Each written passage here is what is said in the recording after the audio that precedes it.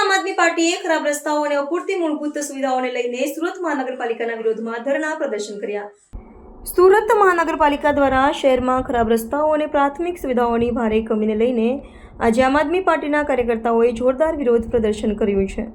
કરોડો રૂપિયાના બજેટ છતાં મહાનગરપાલિકા નાગરિકોને મૂળભૂત સુવિધાઓ પૂરી પાડવામાં સંપૂર્ણ રીતે નિષ્ફળ રહી છે એમ આક્ષેપ લગાવતા આપ કાર્યકર્તાઓએ પર્વત પાટિયાથી લઈ સહારા દરવાજો સુધી ધરણા પ્રદર્શન આપ્યું હતું। પ્રદર્શન દરમિયાન આપના નેતાઓએ જણાવ્યું હતું કે શહેરના મોટાભાગના વિસ્તારોમાં રસ્તાઓની ખરાબ સ્થિતિ છે જે નાગરિકો માટે મુશ્કેલીનું કારણ બની રહી છે। સાફ સફાઈ અને પાણીની પુરવઠા જેવી મૂળભૂત સુવિધાઓ પણ યોગ્ય રીતે પૂરી નથી પડતી। એસએમસી પાસે પૂરતા નિધિ છતાં કાર્યક્ષમતાથી નથી થઈ રહ્યું। તેઓની માંગ કરી હતી કે મહાનગરપાલિકા તરત જ રસ્તાઓના સમારકામનું કામ શરૂ કરે અને નાગરિકોને સારી સુવિધાઓ પૂરી પાડવા માટે ગંભીર પગલાં ભરે।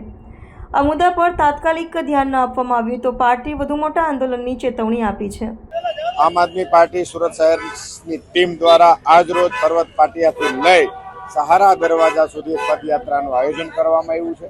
રોડ રસ્તા સુધારો, પ્રજાનો સમય બચાવવાના ભાવ સાથે 30 વર્ષથી છેલ્લા 30 વર્ષથી ભાજપની એક ધારી સત્તા હોવા છતાં પણ ગુજરાતની જનતાને, સુરતની જનતાને બીજી તો કોઈ સરકારી સુવિધાઓ ન મળી। છેલ્લી એક આશા હતી કે કમસે કમ રોડ રસ્તા તો સારા મળે, પણ એ પણ સારા રોડ રસ્તા આપવામાં ભાજપ સરકાર સદંતર નિષ્ફળ ગઈ છે। ત્યારે આમ આદમી પાર્ટીની સમગ્ર ટીમ સુરતની જનતાને અને ભાજપના શાસકોને જગાડવા નીકળી છે કે હવે તો જાગો, 30 વર્ષ થયા, જો આ રોડ રસ્તા સારા ન આપી શકતા હોય તો આપણને સારું શાસન કેવી રીતે આપી શકશે। પર્વત પાટિયાથી લઈ અને સહારા દરવાજા સુધી જશે, શિવાજી મહારાજની પ્રતિમા સુધી આમ આદમી પાર્ટી આજરોજ યાત્રા કરી રહી છે। આમાં 250 થી 300 કરતા પણ વધારે કાર્યકર્તાઓ જોડાયા છે અને સુરત શહેરના અલગ અલગ વિસ્તારના છે, પર્વત પાટિયા વિસ્તારના છે, સહારા દરવાજાના છે અને લિંબાયત વિસ્તારના વધારે સાથીઓ।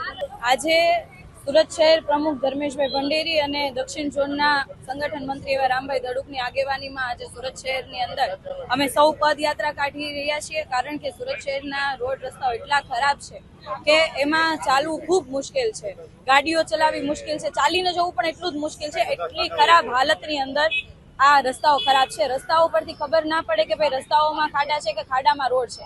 કરોડો રૂપિયાનું બજેટ સુરત મહાનગરપાલિકાનું છે, પરંતુ આ કરોડો રૂપિયાનું બજેટ કોના ખીચામાં જાય છે? જે સુરત શહેરના લોકોને પ્રાથમિક સુવિધાના ભાગરૂપે એક સામાન્યમાં સામાન્ય સારો રોડ પણ નથી આપી શકતા, જેથી આજે અમે સૌ આ બાબતે વિરોધ નોંધાવીએ છીએ અને જે ભાજપી શાસકો ઘોર નિંદ્રામાં છે એને જગાડવાનો પ્રયાસ કરીએ છીએ।